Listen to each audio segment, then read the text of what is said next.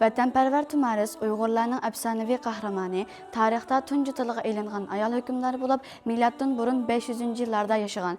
U Alp Ertuğrulning chevrasidir. Tumaris hukmdorlik qilayotgan davrda Eronning podshohi Kayxusar edi.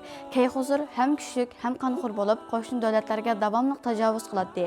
Kayxusar milatdan burun 529-yili Uyg'urlarning vataniga besib kirdi. Kayxusar nomusuzcha elchi avatib Tumarisga o'ylanish talabini qo'ydi. Tumaris agar Kayxusar bilan to'y qilsa, Uyg'urlarning zimini biroqla Eron ziminiga tava bo'lib ketadi. Tumaris Kayxusarning o'ylanish talabini qat'iy rad qildi. Kayxusar intayin osal ahvolga tushib, yarim kechada hujum qilib, Tumarisning o'g'li Spargapirisni tutib oldi.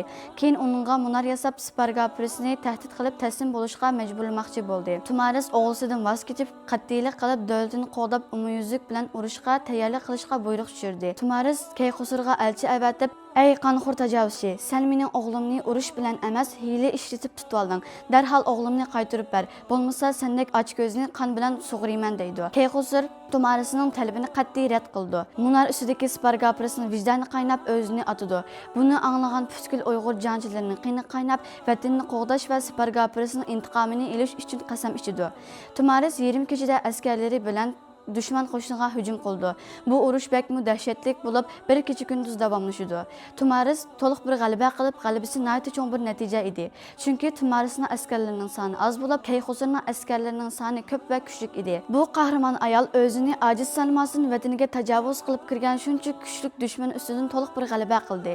Tumaris urush tugagandan keyin bir to'limga liq qon to'ldirishni buyurdi. Andan bu to'limga Kayxusarning beshini silib, g'azab bilan "Ey namard, sendek tajovuzchiga qarshi mardlarcha jang qilib, seni yengib kelgan mendek bir ayolni makanlik bilan o'g'lidan juda qilding.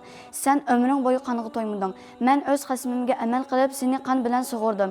Endi to'y. Boshqalarning davlatiga zo'ravonlik bilan besib kirganlarning jazosi mana mushundoq bo'ldi" dedi. Tumarisning bu nidosi bizga mushuni ko'rsatdiki, qat'iy jur'at va odillik bilan boshqarishdir. Kuch faqat erlarda emas, ayollarda ham bor ekanligini isbotlaydi. Tumaris osmonlarni zinnatlagan shonliq bir yo'lduzdir. Bu shonliq yo'lduz butkul dunyodagi barliq ayollarga bir o'rnakdir.